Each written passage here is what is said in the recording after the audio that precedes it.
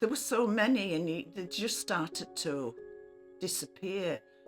My dad had a breakdown, and my mum had to then support 5 children. So she had to go out to work, and the place to work was the mill, because she'd no other kind of training or experience.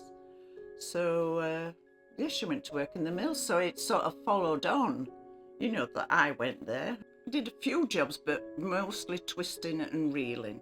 And that is where you bring the yarn together onto a bobbin, and then you put your bobbin onto where your anks were made, and it was a machine that went round and did anks, and then you tied them all up and they went off to be weighed, and you got paid by the weight that you produced.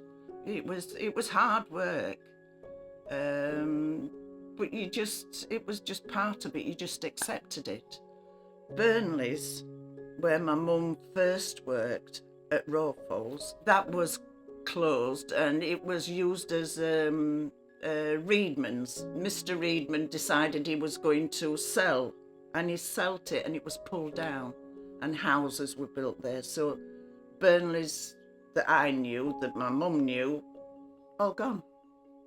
Yeah. As far as I know, there is only one mill left in this area, and that is not far off where my husband used to work, at Liversidge, and that is an old spinning mill. That, as far as I know, I mean, we used to have so many mills in Cleckheaton. There must have been over 12 mills, and it was part of, the tradition.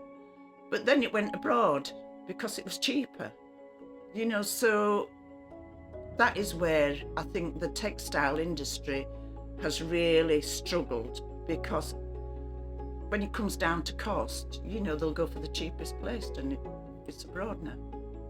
The farmers suffer because they can't sell their fleece on, that when they shear the sheep, all that used to go to the mills, because it from it being raw, it got fed through machines, to take all the bits out and thread it, and then it was made into yarn to do either upholstery, carpets, whatever.